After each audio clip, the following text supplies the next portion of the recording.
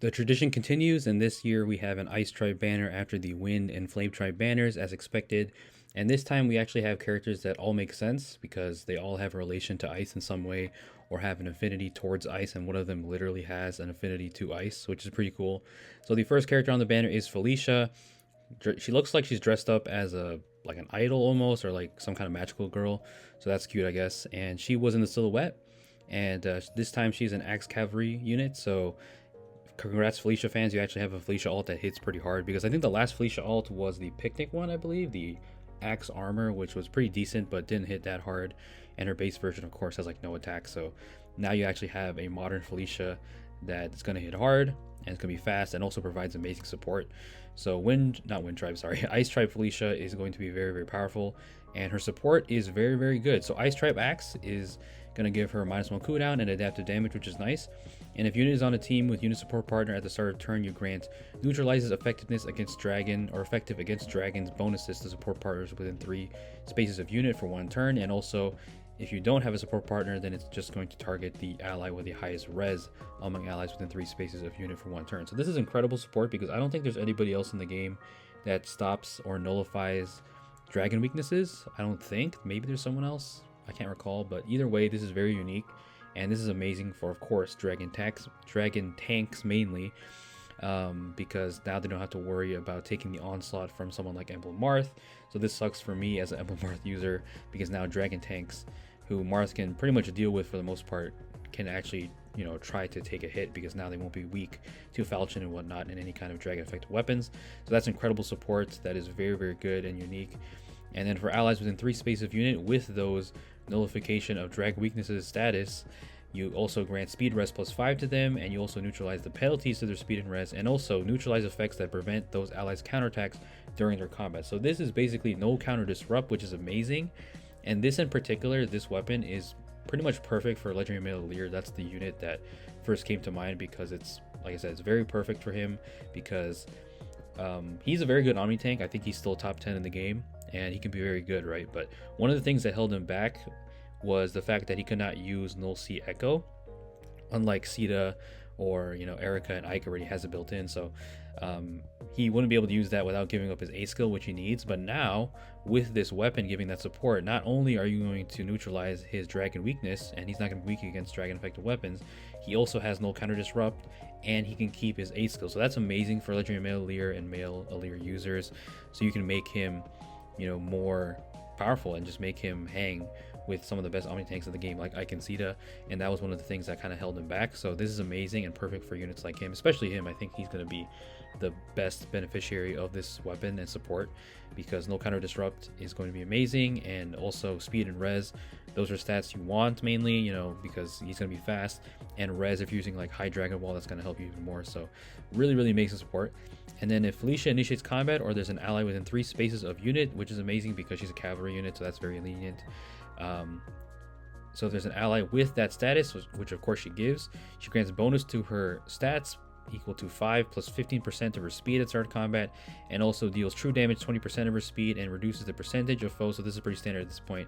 The damage reduction halving by 50%, and then reduces damage from the foe's first attack by 40%. This is of course pierceable, but still nice to have, and that includes the Brave Hit. She comes with Luna, so that's good, but of course her endgame skill is definitely going to be no quarter.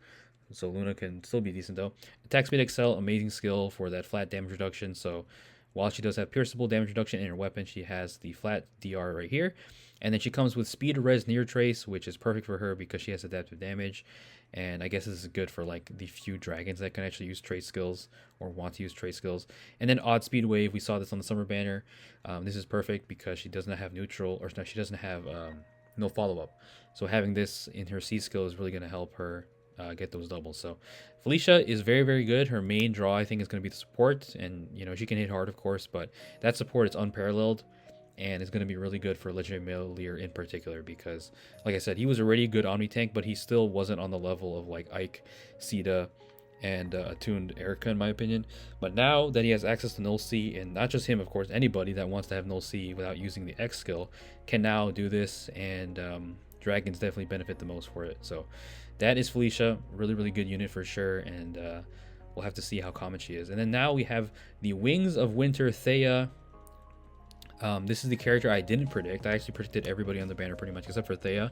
I didn't expect her, but it makes total sense because Thea is from Ilia, which is literally an ice like wasteland. Basically, it's really harsh weather over there, and her base version has a weapon PRF or refine called Icy Maltet, and she also has the ice affinity in Binding Blade. She literally has the ice affinity, so it's perfect for Thea to be here. So it makes total sense. So, you know, in case anybody's like, why is Thea here? Well, that's why. So this time she's a sword flyer, and this is her first real alt. You know, she was on the bridal version with Katria, but she was a backpack, so that technically doesn't really count, I guess. So Thea finally gets her full real alt by herself, and she joins her sisters now because Shanna and Juno also have alts. So now the family is complete, and she's a sword flyer and provides triangle attack, which is pretty cool because triangle attack, we haven't seen dual strike triangle attack as much lately. You know, it's kind of rare now. It's pretty much only on what, like Robin, I guess. Who else has dual strike? I think one of the Robins has it, and then triangle attack, of course, is on Bridal's Katria. So now we finally have another unit with it, and triangle attack, while it isn't as powerful as it used to be, you can still, you know, come in clutch to get those quads and whatnot and doubles. So -1 cooldown on the Ilian Frost Blade. At start of turn, if units within 2 space of an ally, grants triangle attack and Canto 1. So not only TA, you also get Canto 1, which is nice. 2 unit and allies within 2 space for 1 turn. And if unit initiates combat within 2 space of an ally, you grant bonus to unit stats equal to 5 plus the number of times. So this weapon is kind of similar to her weapon refine, because that one also worked on dragon flowers you had, I believe. So that's cool. So the number of dragon flowers times 2, maximum 15, reduces the percentage. So more damage reduction halving by 50%. Reduces damage from the foe's first attack by 7. Okay, so you get 7 flat DR. That's nice, including the brave hits.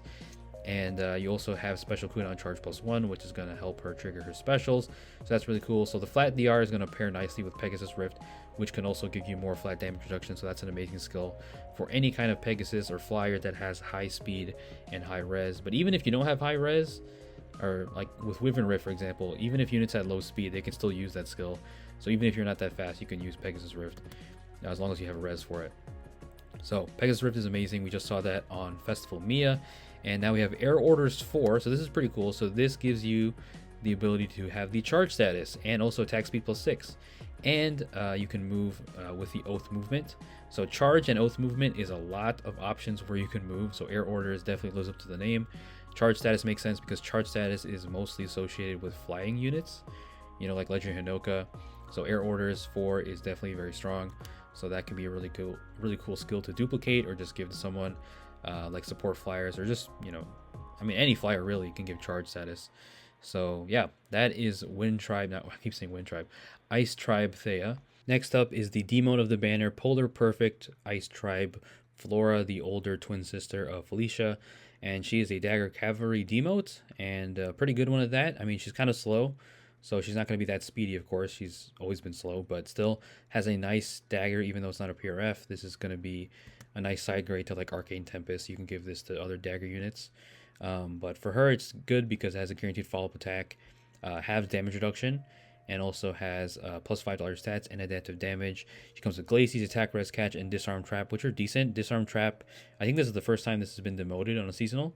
So that's cool if you want to get, you know, Potent Disarm or whatever. I think we have 2 of those, I believe, if I recall. I don't know, but Disarm Trap 3 can be useful in E3s for sure. Attack, Res, Catch is okay. So that is Flora. Again, she's going to be slow, but she can hit hard for sure. And I do like that she's a dagger because I saw the snowflakes on the silhouette, and I was like, it made me realize that snowflakes would be a really cool dagger. So I like that. So that is Flora, who again is slow, but, you know, that's how it is. And now we have Gleaming Ice Pair, the star of the show, Fjorm and Niffle, which, you know, I mean, Fjorm getting another alt, people are going to love it, some people are going to hate it. I don't mind because, I mean, they're FEH OC, so they're going to get the spotlight, but I do wish other OCs would get some more, you know, time in the sun. No pun intended, but Fjorm, you know, she's pretty much, or she was the face of FEH for a while, and she's still one of the most prominent characters, the most popular characters. And for an Ice Tribe banner, why would you not include her, I guess, right?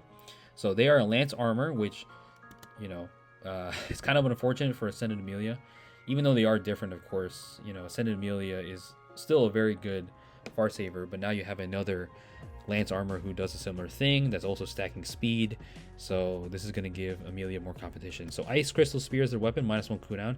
If foe initiates combat or foe's HP is greater than or equal to 75%, at the start of combat you grant bonus to all your stats equal to 5 plus the number of allies within 3 spaces of unit times 3, maximum 14. Reduces damage from the foe's attack by 20% of unit speed. So that's the flat damage reduction, which is amazing. We just saw this on Brave Felix, which makes him really annoying to take out. So this is very good for Fjorm here and Niffle. You also have neutralization to your penalties, neutralization to guaranteed follow-up until basically no follow-up, 7 HP healing, and then also if the foe's range is 2, you have Null Sea Disrupt, which makes sense. Fjorm had this on her Ascended version a while back, so that makes sense. And then dual Ice Mirrors. This is going to give her distant counter, as you can see right here, and then it gives her flat DR because this is going to be unpierceable. When special triggers, if foes within 2 spaces from unit, you reduce damage from the foe's attacks by 40%. This is not just the first hit, it's just in general when the special triggers, so that's good.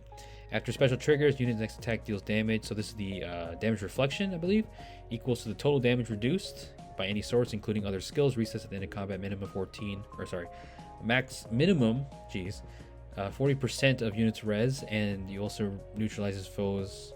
It reduces damage by X effects. Wow, so you stop damage reduction. So anytime they have like special spiral, I guess, you just negate that. Yeah, I guess so, right? Effects from foes' non-special skills. Okay. So yeah, dual Ice Mirrors pretty much does everything you want. It gives you counterplay against damage reduction, piercing. It gives you damage reduction. It gives you DC. So, and then you have no counter disrupt in your weapon if the foe's range is 2. So perfect for Fjorm to deal with ranged threats pretty much, because even if you can't do that against melee threats, there aren't really that many melee threats that have fire sweep effects or water sweep effects on their weapon. Most of them are going to be ranged, so Fjorm is built for that. Deluge Boost 3 is the new tier, or I guess it's tier 4, even though it's a 3 skill. But yeah, Deluge Boost gives you speed and res this time, and the guard status if your foe or your unit is within 2 spaces of an ally with more than equal to 50% HP. So this is good for units that want to stack speed and res just like Fjorm. So that's pretty cool.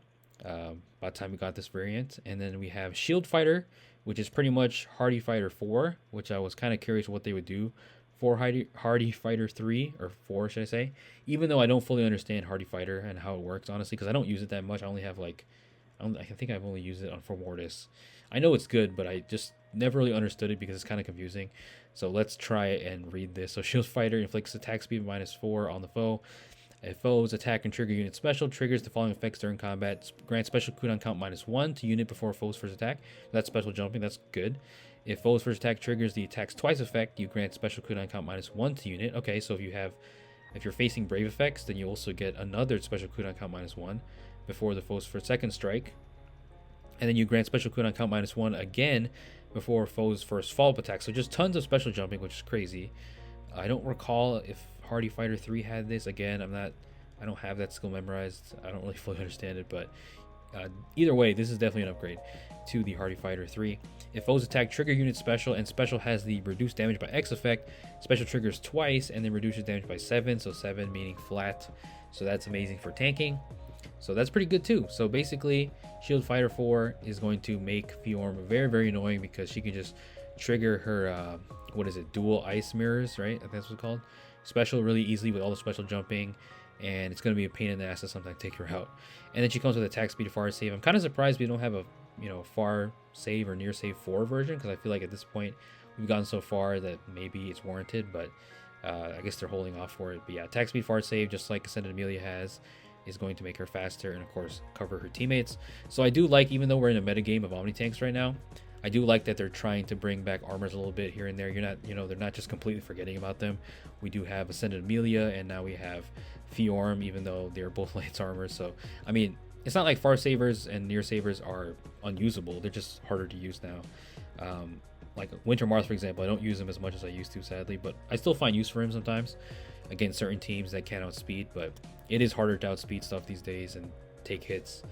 And Fjorm can definitely do both of those, getting very, very fast and can get very, very bulky.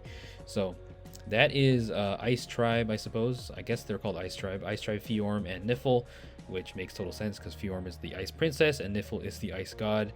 And they actually have something in their dual skill, which again makes total sense, but it's kind of unfortunate for Robin fans, because Robin just had this effect, which is the Divine Vein Ice Brave Female Robin, and now Fjorm has it. Now, obviously, it's in the dual skill, so it's not as spammable, but still, I believe it lasts for 2 turns. So Brave Robin's claim to uniqueness with the Divine Vein Ice was very short-lived. So there you go. Dual skill applies Divine Vein Ice, and that lasts for 2 turns. So that is really good, but obviously limited because of the dual usage, but still can be very, very annoying to break through, because you might be like, oh, I can just revenge them, but nope. Actually, hold up. Hold up. The Ice Vein Terrain, I just realized, is in a different pattern than Robin's, because it completely surrounds them. That is crazy. That's arguably better, I suppose, because now you don't have any spaces where someone might pass through, like with Celica or something. I mean, obviously someone can get Gunthra or Fjorm siblings here, but for Fjorm, she's pretty much safe, I guess. Well, Harid's in the way here, but yeah, this can be really, this is even more annoying, it looks like. I don't know, because it seems like it's just more concentrated, obviously, and more ice blocks to break, I guess. But yeah, that is crazy. So that is the banner. Icy Invitation. This is definitely a skip for me. None of the skills really entice me that much. And Shield Fighter 4, I believe, is only for melee armor, so it's not like something I would give to Winter Marth. And plus, I just gave him Clever Fighter recently, so yeah, I'm glad I can save on this one. But congrats to the fans of these characters. I do like that Thea's getting her first alt, her real alt, and you know, Fjorm, you love her, you hate her. And then Felicia and Flora make total sense, and they've had alts before, so kind of wish there was someone else new. Only one really is Thea, but even then, she's already had an alt technically. But yeah, that is the video, guys. Hope you enjoyed listening to me ramble. As always, good luck on your summons if you are summoning. Oh, hold up. I completely forgot. I am so sorry. I forgot to mention my boy Nils. How can I forget? Nils is the Tempest Trial reward, and his relation to Ice is, of course, that he's an Ice Dragon. So Ice Dragon Boy is back as another Tempest Trial unit, and going to be probably a singer or dancer again. And he's going to have...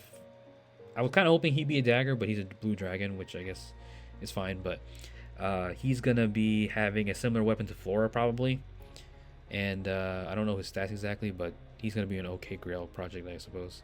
I mean, he's going to be dancing and singing, right? So he's going to have use for sure. But congrats to Nils fans. It's just he doesn't have a PRF. So yeah, but cool to see Nils drawn by Kipu. That's a W because Kipu drew Lind.